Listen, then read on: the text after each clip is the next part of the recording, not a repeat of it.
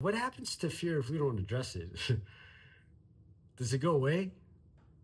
God tells us that having fear is okay. Like it's fine. We all have fear. We're all human beings. Like it comes, it goes, and that's fine. It's part of just human emotion. It's one of those things where we don't want to have fear, but guess what? It's part of our lives. Not acting on despite of fear is not from God.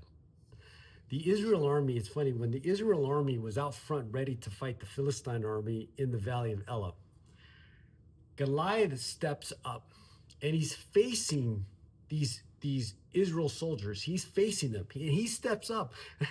I can only imagine uh, the level of fear that the frontline soldiers had.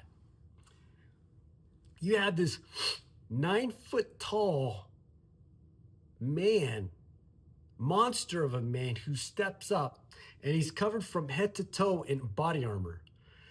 He's got a helmet made of bronze. Yeah, he's got a bronze helmet. I think that was only made for like the elite soldiers.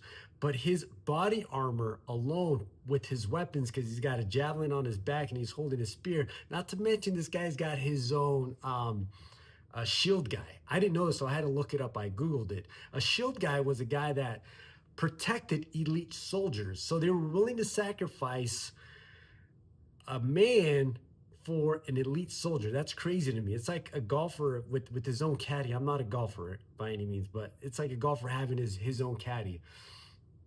But he had his own shield guy. His armor and his weapons alone were more than what I weigh. It was like 185 to 200 pounds. That's more than what I weigh. This monster of a man is carrying more weight than what I weigh. I'm just a little tiny shrimp compared to Goliath. So I know for a fact that if I was in that front line, I would be immobilized. I would be handicapped with fear. There's no way I would step forward and go, okay, yeah, I'll fight this guy. No, I'm not. I'm not gonna. No, no. So, but what they do next is worse than the fear itself. What they do next is made things worse. They fail to act despite of fear. They go back in their tents or wherever they decide, hey, we're just going to sleep it off. Hopefully we wake up and he's gone.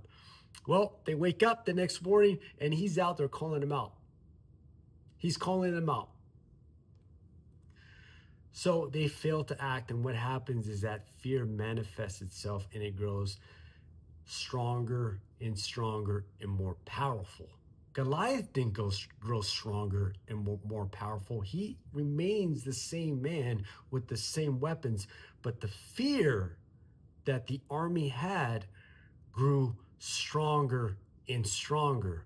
So for 40 days, this monster stepped up and he's calling them out. Calls them out one time in the morning.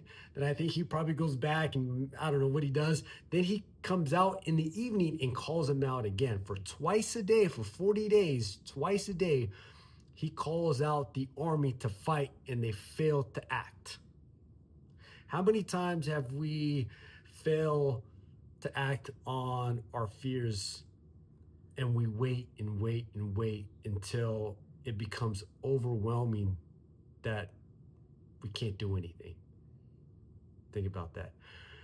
Welcome to part 1 of the David and Goliath series. God is good.